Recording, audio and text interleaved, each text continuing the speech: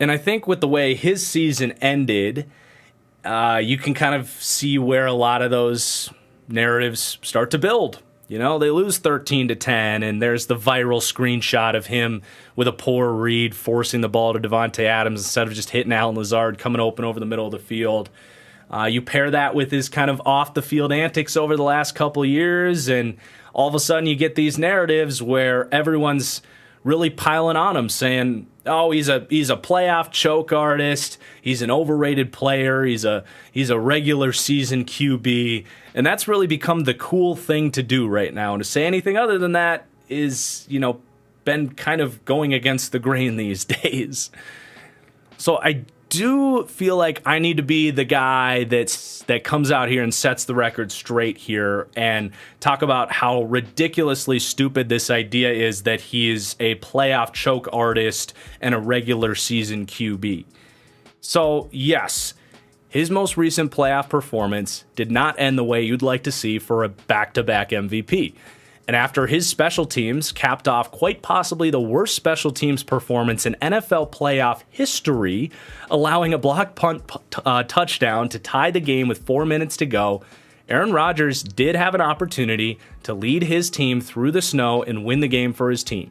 And in that moment, I'll admit, he looked about as shook by that block punt as everyone else. He did actually get tunnel vision and missed an opportunity to go win that game. No doubt. There's plenty of blame to go around in that game, and the way that Aaron Rodgers ended that game is part of that blame. Now, let's clarify one thing first.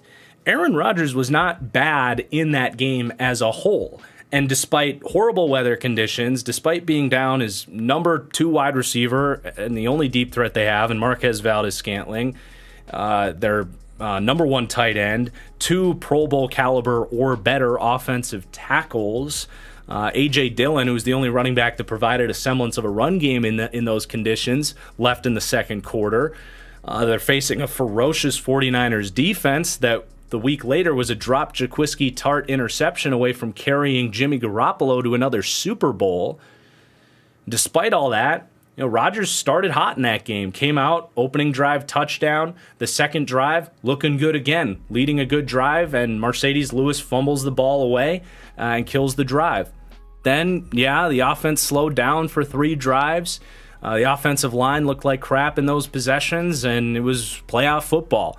But fast forward to right before half, Aaron Rodgers extends the play, hell of a play, results in a 75-yard Aaron Jones reception that to this day I have no idea how Aaron Jones didn't, if not score in that play, at least step out of bounds at about the 5-yard line and stop the clock, where 2 plays later, the Packers special teams lets the 49ers block the kick. So you go to the second half, down 7-0.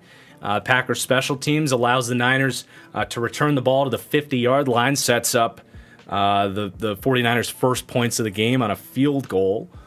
The Packers' first drive of the second half then stalled on 3 plays after a horrific drop by Josiah DeGuara that killed the possession and nullified a great play by Aaron Rodgers. Rodgers, after that, led a masterful 14-play field goal drive to bring a 7-point lead into the fourth quarter. Then the next drive after that featured some great defense by San Francisco, and we get the infamous block punt touchdown, setting up that last possession that was really where Rodgers did kind of shut down a little bit. So you want to say he didn't play like an MVP in that game, fine, I'll allow it. But the overreactions this offseason have been honestly hilarious and incredible, with people acting like he's some regular season QB and a playoff choke artist. We're talking about a quarterback coming off his first ever career playoff game where his team scored less than 20 points. Tom Brady, by the way, has had that happen 7 times since Aaron Rodgers came into the league. And he won a Super Bowl in one of those performances. Aaron Rodgers is top 3 in all-time playoff quarterback rating of any QB that's played more than 10 games, top 3 in all-time playoff PFF QB grade, whatever stock you want to put in that. He's led clutch game-winning drives or game-tying drives against the Cowboys, Seahawks, 49ers, Steelers, and Cardinals. 2 of those games then went to overtime, only for Rodgers to never see the football after his team lost the coin toss. And to top it all off, here is the chronological order of his last 9 playoff losses and the amount of points that his defense allowed in those games. 31 points, 37 points, 44 points, 26 points against the Arizona Cardinals after Rodgers led a clutch touchdown drive, setting up overtime in which he never got to touch the football after his team lost the coin toss. The year before that, they lose in Seattle after Rodgers' clutch field goal drive with 40 seconds left in Seattle against the Legion of Boom defense. Team loses the coin toss. He never touches the football. Before that, a 45-point loss, a 37-point loss, a Super Bowl victory, and a 45 points allowed loss. If you think I'm making those numbers up, I'm not. And if this doesn't put the ridiculous choke artist narrative to bed, then I don't know what will. But somebody needed to say it because this is getting out of hand.